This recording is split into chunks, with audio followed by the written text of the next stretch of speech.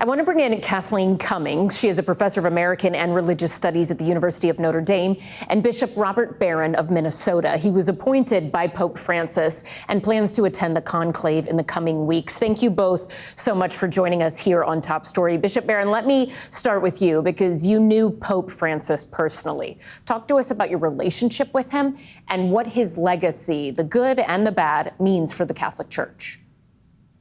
Well, I knew him because of three synods I was part of. Synod on Young People and then the Synod on Synodality, which had 2 sessions. So 3 Octobers in Rome, I spent that whole month. And the Pope was there practically every day. We had a chance to talk on a number of occasions. I always found him to be a very warm, very generous person.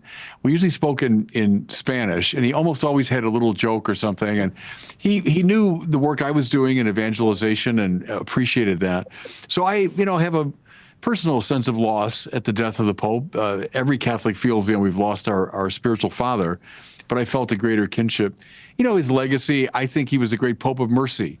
Misericordia, mercy was his favorite word, I think. And if John Paul called us to heroic sanctity, Francis was a great Pope for all of us who fall short of that and require the divine mercy.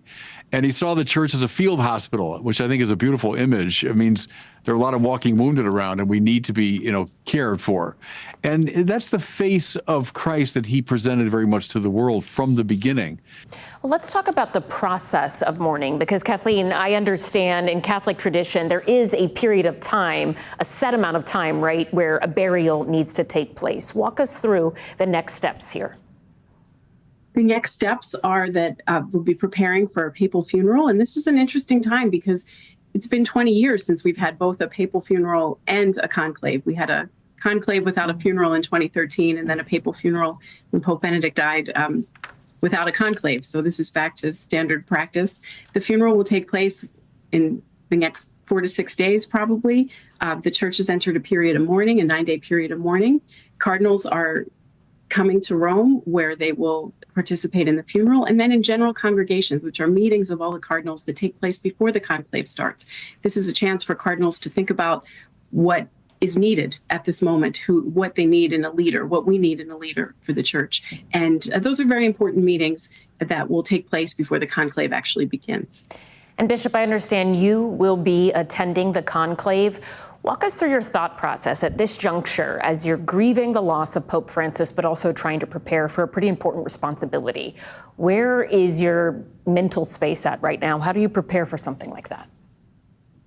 Of course, preparing not to be in the conclave, but simply to be an observer of it. And, at the Synod last October, there were about 50 cardinals present there. So I came to know a number of them.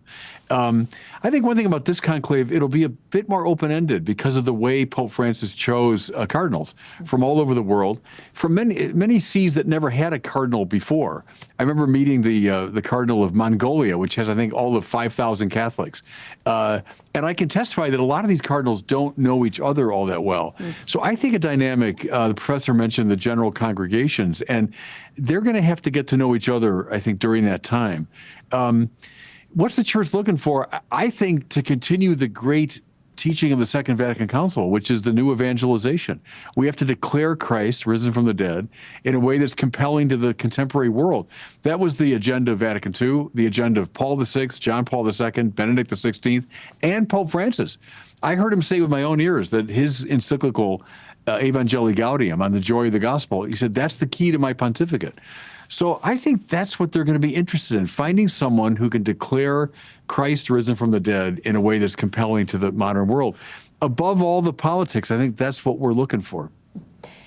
And we heard Molly Hunter, Kathleen, talk about the fact that there is that age requirement to be able to actually vote. But give us a sense of some of the other qualifications that are necessary in order to be selected as the next pope. And in terms of front runners right now, given there are some American cardinals expected to attend to varying degrees all of the activities that will be playing out at the Vatican, is there a chance we could see the first pope from the United States? Well, there's always a chance. I think the qualities that they'll be looking for are a person who can handle the complexities of the church in this moment, the complexities of the world at this moment, international experience. I think someone who knows knows Rome well, who knows how to get things done, perhaps, but also has a sense of is an outsider of sorts, a sense who knows it, can see what needs to be changed. So someone who's that perfect combination in the way Francis was. He was an outsider in the sense he was from the first pope from South America, but he also understood how Rome worked, and he had led a complex archdiocese for many years. So he had a sense of what the challenges that the church was facing.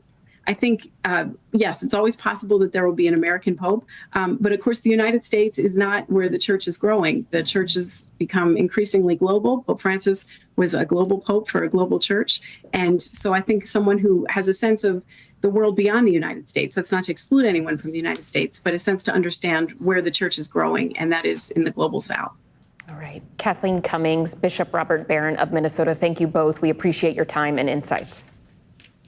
Thanks. God bless you. Thank you. Another big story we're following: an engine fire on a Delta Airlines plane. The frantic scene unfolding shortly before